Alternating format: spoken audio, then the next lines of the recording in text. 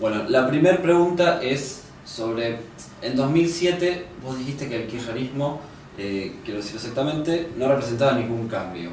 Sí. ¿Qué fue lo que cambió hoy en día para que vos estés apoyando o vayas a apoyar algunas cosas de gobierno? Sí, hay que ver que no solo cambia uno, sino cambia también el entorno y cambia las significaciones de los proyectos políticos. Si vamos a lo que cambió del 2007 al 2011, ya han ocurrido casi 4 años de gestión de este gobierno y se ha podido ver qué significó en estos 4 años de gobierno. Se puede empezar a hacer un balance, cosa que al comienzo del 2007 todavía no había ocurrido. El primer cambio entonces lo pongo que no tanto cambio, sino confirmar o refutar hipótesis que uno podía tener. Digamos, yo podía esperar algo y después la realidad mostrarme otra cosa. La expectativa hasta el 2005 inclusive para mí en el gobierno de Néstor Kirchner era muy positiva porque había mostrado la restitución de la autoridad presidencial, el descabezamiento de un montón de generalato viejo, digamos, que fue concomitante con esa restitución de autoridad presidencial. La renovación de la Corte Suprema de Justicia con un decreto que autolimita el poder discrecional del Ejecutivo. Después hubo de alguna manera una apuesta a una renovación de la política, es decir, que las viejas estructuras oligopólicas del PJ, de los PJ provinciales, no coparan, digamos, la gestión, no convirtieran a la gestión de ese gobierno en una especie de gerenciamiento de los poderes constituidos. Ahora, cuando al final del 2005 Néstor Kirchner va a la interna, o en fin, el kirchnerismo va a la interna con el dualdismo a la provincia de Buenos Aires y triunfa, muchos pensaron, y yo uno de tantos, que era el momento de profundizar ese cambio. Es decir, un cambio que pusiera la fuerza de la política más allá de los poderes corporativos, oligopólicos, enquistados en el Estado, en el mundo privado, en las provincias, etc. Y no ocurrió eso, ocurrió un poco lo contrario. Empezó a haber una especie de profundización con los vínculos del viejo PJ, digamos, ¿no? En el 2006, y bueno, yo creo que parcialmente también ocurrió eso antes, en el 2007. Por lo cual, en el momento de la elección de Cristina Fernández, a pesar de que se iba con esta búsqueda de transversalidad, con un candidato a vicepresidente que, bueno, era desconocido para muchos de nosotros y que era de otro sector, con la incorporación de sectores progresistas que no venían de aquel PJ, con todo eso, digamos, no era tan visible en el 2007, porque predominaba la idea de que al final el kirchnerismo le había ganado al dualdismo y después había de alguna manera, sin ser muy peyorativo, pero pactado, por decirlo así, ¿no? Eso podemos incluso sumarlo a que en el 2007 lo que hoy es un enfrentamiento ya establecido y claro entre el gobierno nacional y un multimedia como Clarín, en el 2007 era todo lo contrario. Digamos que la campaña de Cristina Fernández de Kirchner fue muy sostenida por el grupo Clarín, y no solo en el diario, sino también en los programas de cable, por ejemplo TN, con A Dos Voces. Entonces yo diría que no solo hay que preguntarse qué cambió de modo tal de que yo ahora pueda estar a favor de la continuidad de Cristina Fernández de Kirchner, qué cambió en uno, sino también qué cambió afuera, ¿no? Y yo creo que los cambios son concomitantes. Ni yo soy el mismo que entró a fin del 2007 a la Cámara de Senadores, ni la construcción política que encabeza Cristina Fernández de Kirchner es la misma. Vos dijiste que la agenda de la coalición y que antes venía del ARI la está siendo utilizada o que está siendo tratada por la presidenta Cristina Fernández de Kirchner. Quiero saber qué medidas están en esa agenda o cuáles son las medidas que coinciden. Bueno, aunque un poco tardía, la realización del ingreso universal de asignación, digamos, por hijo, no tan universal como se había proyectado desde el ARI, pero mucho más que no tenerla, y eso lo implementó esta presidenta. Después a eso le sumamos que se ha ampliado con la asignación desde el embarazo para embarazadas no en estado, digamos, que no están en relación de dependencia, ¿no?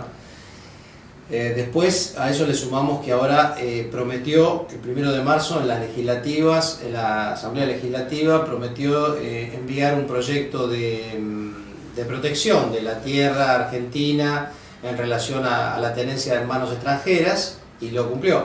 O sea, ya hay ese proyecto en discusión en diputados. Hay otros proyectos que, si bien no eran prioritarios para la coalición cívica y antes el ARI, sí estaban directamente en su espíritu, algunos en su letra, porque nosotros habíamos escrito algo relativo al matrimonio igualitario, y eso lo convirtió en proyecto y finalmente en ley el gobierno de Cristina. También tenemos que ver otros proyectos progresistas, lo hayamos pensado o no entonces, hay novedad también en esto, pero es la misma orientación, yo diría, que es la ampliación de derechos hacia la igualación en diferentes terrenos. A eso le sumo entonces la ley de salud mental, una ley que me parece muy importante porque profundiza en la política de derechos humanos acerca de quien está en una situación de desvalimiento, y es un lugar que muchas veces, y siempre hasta ahora, yo diría que recién se está reglamentando la ley, se ha aprovechado para el abuso en materia de derechos humanos.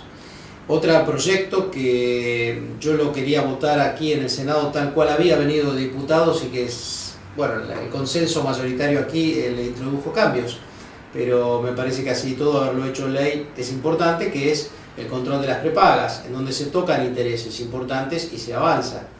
La ley de medios, yo no la voté a favor en general, aunque sí en algunos capítulos en particular, y quizá en eso puedo asumir un cambio. Me parece que el famoso artículo 161, si no recuerdo mal, tan controversial, claro, porque era el tema de si 1 año o 3 años, nosotros decíamos de dar más tiempo a la conversión empresarial, digamos, que implicaba la ley, o algunos otros matices como esos. Si hubieran sido posible introducir esos matices, ya habría estado entonces a favor de esa ley. Lo que pasa es que nos encontramos con una situación en la que el Poder Ejecutivo y el oficialismo en general en ese momento no tenía la libertad, o no se daba la libertad de cambiar nada en los proyectos que llegaban aquí al Senado.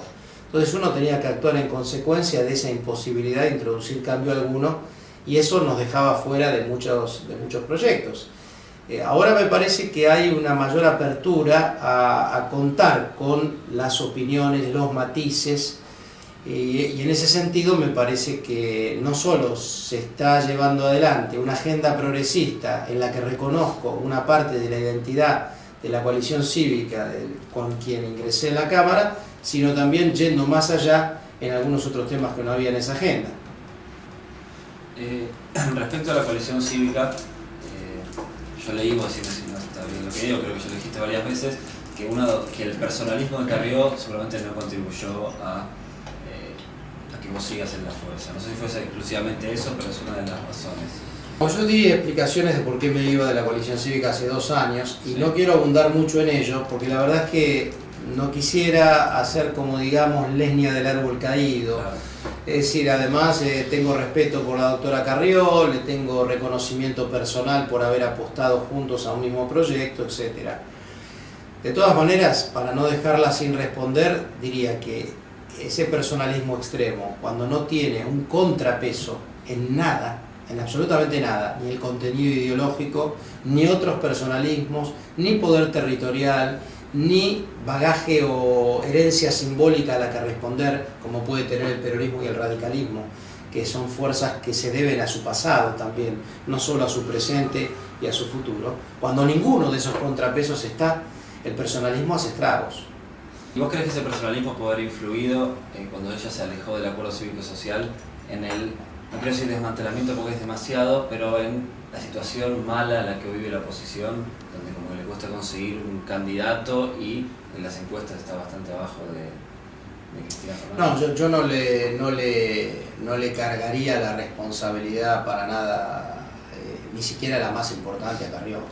No creo que ella sea responsable de eso. ¿Por qué crees que sucede esto en la oposición? Esto sucede porque hay me parece un desvío, una desvirtuación, no creo que sea una palabra castellana, pero bueno, Que los jóvenes entiendan que a veces la innovación Acá la idiomática tenemos que hacer.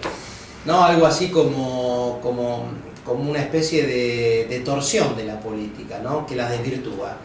Porque la política tiene que nutrirse de la capacidad representativa que el dirigente tiene respecto de una base. La llamada oposición en estos tiempos no estuvo construyendo desde la renovación de una base, de nuevo una especie de pacto con el representado. Cosa que sí ha estado haciendo el Frente para la Victoria, con la incorporación de un conjunto de jóvenes que se sienten convocados y movilizados por la política a través del Frente para la Victoria.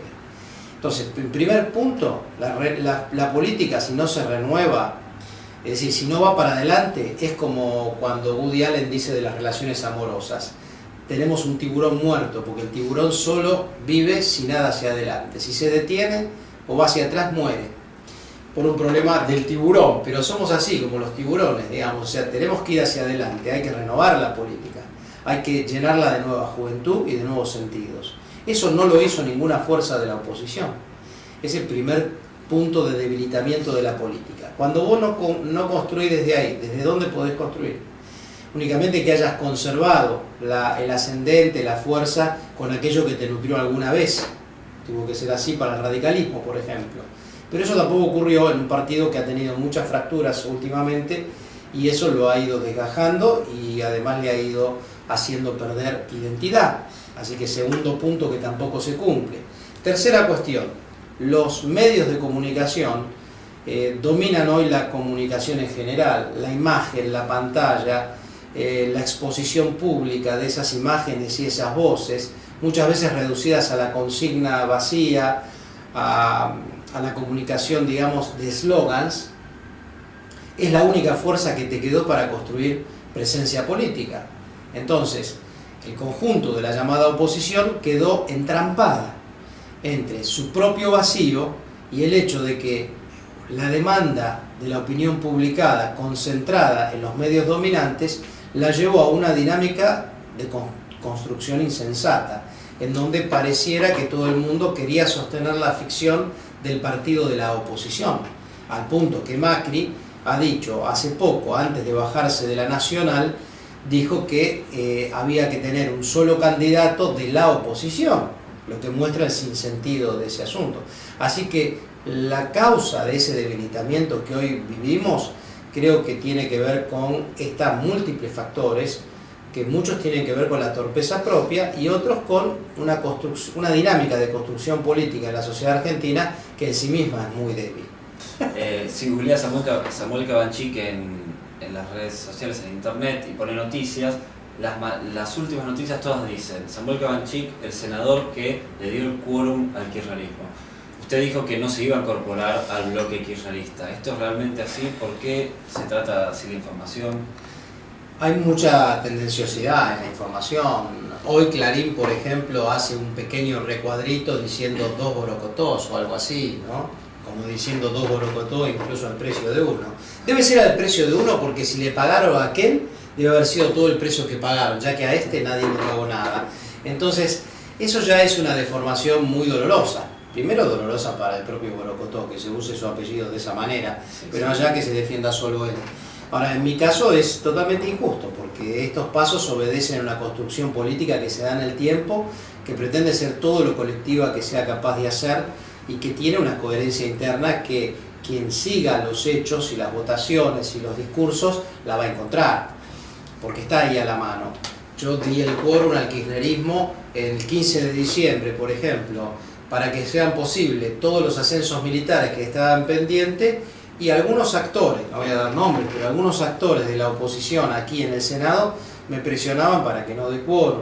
Me presionaban de la manera normal, digamos, de simplemente pidiéndomelo una y otra vez, haciendo ese tipo de presión normal, civilizada, digamos, pero tonta en el fondo, porque todo el argumento era: ¿cómo vas a darles quórum para que después terminen votando como segundo de la fuerza del ejército al general Milani? Pero después del 15 de diciembre nadie habló nada más de Milani. No sé si siguió siendo malo, se convirtió en bueno o en neutral, pero esa era la gran causa para hacer caer una sesión en donde iba a haber 260 ascensos militares. Acá por los pasillos del Senado había muchísimos militares inquietos por su situación. Entonces, ¿por qué no dar quórum y en todo caso no votar a Milani, como fue lo que hice yo? No lo voté por las dudas que me podía generar la información con la que contaba, pero no por eso hacía caer la sesión. Entonces, a veces dar quórum para un bloque, un monobloque independiente, como es mi caso, ya que efectivamente no formo parte del bloque Frente para la Victoria, dar quórum es respetar, digamos, una dinámica política donde hay una mayoría, donde hay una voluntad, sobre todo política institucional expresada, y una responsabilidad por la presidenta de la Nación, que es comandante en jefe de las Fuerzas Armadas, donde, a ver, el Senado actualmente, desde que yo estoy, ¿no?, desde diciembre del 2007 pude verificarlo porque fui miembro de la Comisión de Acuerdos durante 2 años, si no estaba el informe del CELS sobre los ascensos propuestos, es decir, sobre las figuras propuestas para ascenso, acá no se aprobaba el ascenso. Cuando en la Argentina el informe del CELS fue una herramienta, aunque no vinculante, vinculada políticamente por nosotros mismos, para decidir un ascenso o no decidirlo. Entonces yo me iba a poner por encima de todo ese trabajo de derechos humanos que había hecho este gobierno, por la responsabilidad asumida por la presidenta, por la, en ese momento todavía, ministra de Defensa, Nilda Garré. Todos ellos iban a haberse comido el sapo Milani, y yo, tan esclarecido, era el que tenía la posta. Era un poco infantil verlo así. Entonces, efectivamente, di el quórum para que pudieran hacerse los ascensos. Más allá de que a Milani, efectivamente, no lo voté, pero voté todo el resto. Y permití la sesión. Fui el voto 37 para que esa sesión sea posible. Y yo creo que eso es obrar con real independencia y con real responsabilidad, porque no soy un oposicionista en esa escena, un oposicionista que lo único que quiere es que fracase el oficialismo. Eso no puede ser política seria, ¿no? Entonces, ahora tampoco seré un oficialista entregado a hacer que cualquiera sea el contenido de los proyectos del oficialismo tengan que prevalecer. Espero tener un espacio y una mesa en donde se escuche mi perspectiva. Obviamente que cuando uno asume compromisos políticos también subordina muchos de sus juicios individuales a las corrientes mayoritarias. Y siempre lo hice así hasta el 8 de julio del 2009, cuando todavía era miembro de la coalición cívica, y también lo haré ahora si ese diálogo colectivo en este nuevo alineamiento es posible. ¿Cree que existe una mezquindad de parte de las diversas fuerzas políticas hoy en día, por ejemplo el oficialismo, que hace propias banderas ajenas, como la de los derechos humanos que están a la izquierda, de la asignación universal por hijo, y de otros sectores que eran los dueños quizás de esas banderas y por no compartir, digamos, el mérito con el gobierno, terminan oponiéndose cuando estarían muy de acuerdo? Sí, completamente de acuerdo. Hay mezquindad, hay caretismo. Yo creo que el joven que se ha acercado a sectores del Frente para la Victoria ha percibido que había menos caretismo que en otros espacios. Y me parece que es muy importante dejar de ser careta, o sea, dejar de construir apariencias de pureza y de bien con mayúsculas para no quedar afectado con aquello en lo que se debe estar afectado porque se lo representa o se lo es. Entonces, eso es lo que es difícil de aceptar para muchos dirigentes, ¿no? Por ejemplo, ¿por qué no se va a tener la grandeza de salir a decir qué bien que ha enviado esta ley para evitar la extranjerización de la tierra? No, se dice qué tarde se lo hace y encima era una bandera nuestra y no se nos reconoce. Está bien, estaría bueno que el copyright, o sea, que la cita y el mérito funcionaran en la política. Ahora, yo puedo decir por experiencia propia aquí en el Senado que algunos miembros de la llamada oposición replican proyectos de uno y no, ni lo citan a uno y hacen juego sucio, digamos, para quedarse con los méritos. Eso pasa aún dentro del Poder Legislativo y dentro de la propia oposición, tanto como del oficialismo. Es en todo caso un mal de la política, ¿no? Pretender borrar la huella de lo que se le debe al otro, no deberle nada al otro y aparecer como el creador absoluto, el punto cero frente a la población. Todos tenemos que aprender a ocuparnos, digamos, a conducirnos de un modo distinto a ese. Pero la verdad es que sí, mezquindad es lo que sobra en la política argentina. Más generosidad le haría seguramente una mejor cosa para que la juventud se sume, ¿no? Fernando Iglesias, el diputado, dijo para Política Argentina, para nosotros, dijo: hay gente que descubre problemas en la coalición cívica una vez que ya los eligieron y tienen el mandato asegurado. Sí, bueno, puede ser que se esté refiriendo a mí, él no dice que se refiere a mí, ¿no? Pero como usted estuvo en la coalición cívica en 2007 y después fue un monobloque, quizás... Está bien, asumo la respuesta, pero quiero decir... No fue a usted. Digo, entonces voy a opinar no sobre Fernando Iglesias, sino sobre la opinión que él expresa. Exactamente.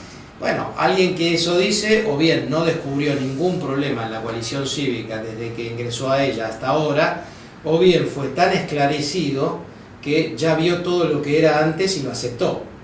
En cualquiera de los dos casos puedo decir que es un poco excesivo, ¿no?, ponerse en ese lugar. Las cosas van cambiando. Yo no creo que la coalición cívica del 2007, del comienzo del 2007, cuando la fundamos o la cofundamos, sea la misma que soy.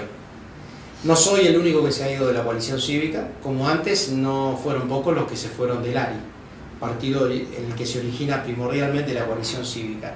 Así que la identidad política de la coalición cívica cambió. Cambiaron sus referentes principales. Muchos de ellos se fueron. Otros que se incorporaron después estuvieron más en una línea, por ejemplo, en economía. Se fue Rubén Lobolo y vino Alfonso Prat-Gay. Algún cambio debe significar eso. Entonces, la coalición cívica cambió. El que dice que no hubo cambios en la coalición cívica no los ha visto, pero me parece que son objetivos. En segundo lugar, si uno está de acuerdo incondicionalmente con un proyecto político que cambia radicalmente en sus componentes ideológicos, en sus alianzas políticas, y que no cumple ninguno de los objetivos para los que nació, entonces uno está allí solo por el cargo. Es totalmente inverso. El que sigue incondicionalmente a un liderazgo determinado, en este caso habría que decir que es el de Carrió, el que sigue incondicionalmente en ese liderazgo, haga lo que haga el liderazgo, sean cual fueren los posicionamientos políticos, yo debo pensar que ese lo hace por el cargo, no uno que se va, paga el precio de irse, da las razones de por qué lo ha hecho, se expone públicamente hacia sus ex compañeros y se expone públicamente a aquellos otros, tanto aquellos que votaron por uno como los que estaban enfrente, y da las razones, y entrega su autenticidad en ese momento. Eso es aún a riesgo de que uno tenga problemas en el desempeño de su cargo o que por la fuerza de las cosas lo vaya a perder. Soy, en todo caso, yo el que no pone en primer lugar el cargo, y no quien dice eso. Como filósofo, ¿qué opina del acercamiento de un gran número de intelectuales al gobierno? ¿Qué fue lo que los puede haber movilizado a acercarse al gobierno nacional? Hay una tradición intelectual argentina que se repite, digamos, en su alineamiento político. El de Carta Abierta, para hacer el símbolo, digamos, yo creo que en Carta Abierta se han centralizado muchos de estos intelectuales a los que se refiere, y que, bueno, reeditan viejos intentos, ¿no? La idea de hacer confluir una corriente de pensamiento político de izquierda, para decirlo rápidamente, crítico, complejo, con una opción por un determinado progresismo fuerte, hacerlo confluir, digo, con las bases del peronismo. Eso ya en los 70 fue así, con violencia, y ahora lo es, a Dios gracias, sin violencia. Me parece que eso los ha motivado a muchos de ellos y todavía los sigue motivando, y es la expectativa de que esto sea una superación en la que el pensamiento, la política como pensamiento, no solo como acción, pueda inscribirse. Para la visión que yo tengo del intelectual, en lo que creo que no debe perder nunca la posibilidad de ser crítico, eso es un poco problemático, ¿no? Porque cuando un intelectual se vuelve orgánico y deja de ser en términos absolutos crítico, pierde un poco de su potencia intelectual. Por eso estoy charlando con muchos colegas dentro y fuera de ese espacio para intentar sumar a recrear un foro que renueve ese posicionamiento y que contenga a Carta Abierta tanto como aquellos otros que no se han sentido convocados a sumar allí y que sin embargo son referentes muy valiosos para un pensamiento político crítico en la Argentina. un foro que sea más neutral desde el punto de vista partidario, ¿no? Pero supongo que se han visto convocados y bueno, está bien, es auténtico también. Yo no digo que no sea auténtico, me parece que está bien que un intelectual, yo mismo puedo ser visto como un ejemplo de eso. Podía haberme quedado en la cátedra, en mis libros, artículos o en la investigación en el CONICET, donde estoy de licencia desde que asumí como senador, pero sin embargo me comprometí con la cosa pública y con la acción política pública. Me parece que está bien asumir ese compromiso. Siempre lo difícil es el equilibrio entre la capacidad crítica que nos distancia del poder y el formar parte de ello. Pero bueno, es un delicado equilibrio que hay que tratar de mantener. Creo que puede ser el ejemplo José Pablo Feynman, que es abiertamente kirchnerista, pero que en algún momento decidió abrirse o alejarse para no perder su identidad, sí, su identidad crítica. Puede ser, sí, puede ser, eso es un ejemplo posible. Y del otro lado diría que hay muchos referentes que aportan mucho pensamiento político, aunque lo hacen en general tomados por la coyuntura periodística. Esa es la crítica que a mí me parece más importante, ¿no? Yo diría que hay que darse más tiempo y poder distanciarse un poco de la coyuntura, ¿no? Entonces yo veo a queridos colegas como Tomás Abraham, amigo personal, o Santiago Kovadlov o Beatriz Arlo, que considero referentes importantes, que están fuera obviamente de carta abierta, y que muchas veces su pensamiento, que igualmente es una contribución muy buena al intento de esclarecer el momento político argentino actual, sin embargo se vuelve normalizado dentro de los cánones del periodismo, de su velocidad, de su síntesis, de su esquematismo. Y sería bueno darse espacios distintos, espacios en donde uno pueda explayar toda su capacidad en la complejidad de las cosas mismas, ¿no? ¿Y qué piensa cuando algunos intelectuales como Martín Caparrós se los acusa por ser críticos al gobierno de hacerle el juego a la derecha? No, me parece que es una simplificación en la que no hay que caer. Hay que poder soportar la diferencia con el otro. Eso enriquece muchísimo los espacios. Es mucho mejor. Y gracias a que estas personas tienen autenticidad, honestidad intelectual, que uno sigue contando con ellos, ¿verdad? Porque si no, ya no contaría con ellos, digamos. Y entonces es bueno poder contar y que en el mismo foro, digamos, en el sentido amplio de la palabra, es decir, en el mismo espacio de discusión y confrontación de ideas, siempre podamos tener a uno y al otro, y al intermedio, para no dar uno y otro nombre y olvidarme de muchos, ¿no? Y es a ese foro al que me siento convocado, poder convivir con la diferencia, con los matices, con las historias personales. Hay pocas cosas que serían, digamos, un umbral que no se puede cruzar y que sí estarían deslegitimados para ese espacio común. Yo creo que formar parte de la antipolítica, ser intelectualmente deshonesto y favorecer intereses que sean contrarios al interés popular general, sí serían un umbral que no se puede cruzar. Pero de este lado de ese umbral hay mucha diferenciación posible. Hay gente cuyos acentos son más republicanos y otros más populistas. Hay gente cuya sensibilidad es más para la clase media y otros para la clase trabajadora. En fin, todos esos matices, por nombrar algunos rápidamente, no son aceptables si se está dentro de ese umbral, es decir, en el espacio de lo nacional, de lo auténtico, de lo comprometido. Me parece que sí. Entonces está mal denostar a nadie de esa forma. ¿Cuáles cree que son las principales deudas o cuentas pendientes de este gobierno? Me parece que la principal de todas es llegar a un desarrollo de un grado tal que pueda incluir con mayor dignidad al trabajador en el reparto de la ganancia de la renta pública y también al pasivo, ¿no? Porque si bien hay un mérito muy grande en haber incluido 2 millones y algo de nuevos jubilados que no tenían aportes, hay muchos que la verdad que con los 1.000 y pico de pesos que ganan, con los 1.100, 1.200 pesos que ganan, no pueden de ninguna manera llegar a fin de mes. Y tienen que ser ayudados por sus familias. Y las familias que todavía pueden ayudar, bueno, pero y las familias donde esa ayuda ya no puede tampoco darse. Entonces me parece que hay una deuda pendiente importante en la calidad de vida, en ese trabajo de igualación, de aumentar el bienestar de los que menos tienen, que son muchos en la Argentina. Esa es la primera deuda que yo señalaría. Pagada esa deuda van a venir otras cosas por añadidura. La educación va a volver a ser un ámbito de crecimiento social, cultural, de expectativa para el joven.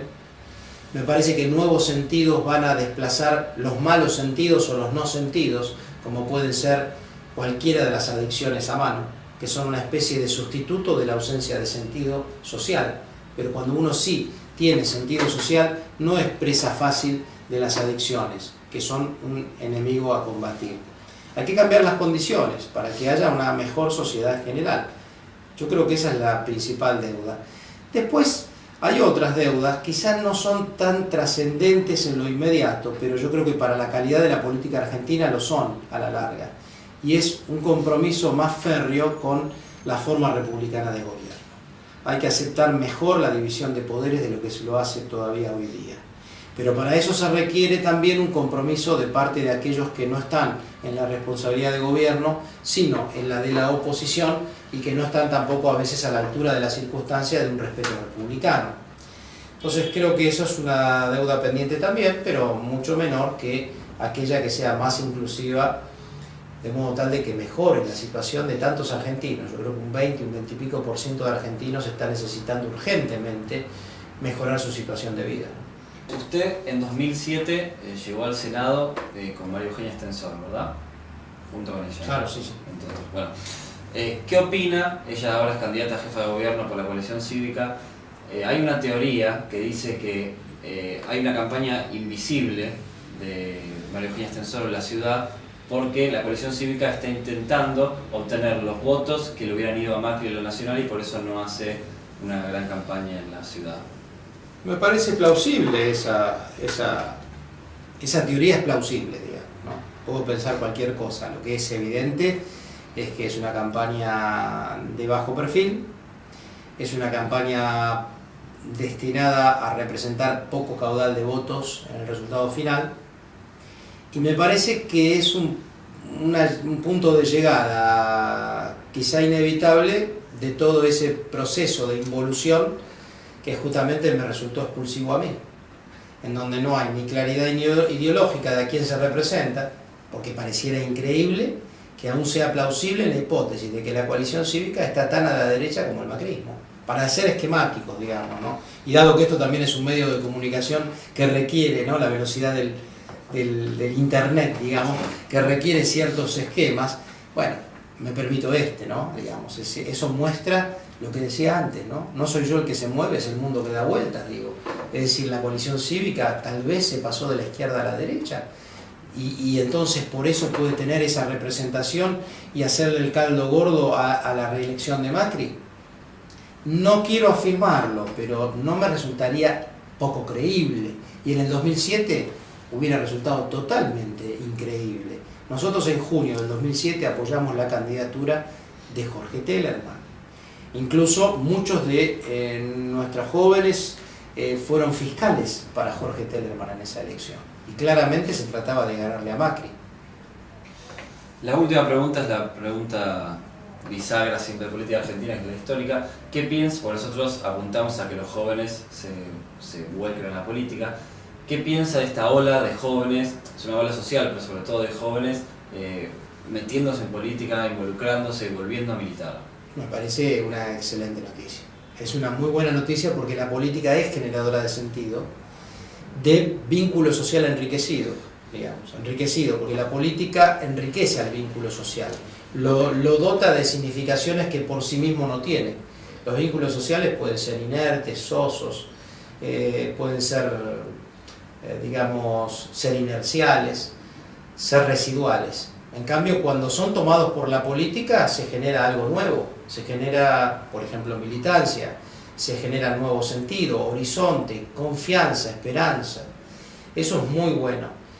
Lo único que le diría a los jóvenes por este medio, si es que muchos jóvenes van a entonces recibir este mensaje, como presuponemos, o como usted mismo me lo dice, es que lo hagan siempre con un sentido crítico, que sea capaz de reconocer la diferencia del otro y convivir con ello.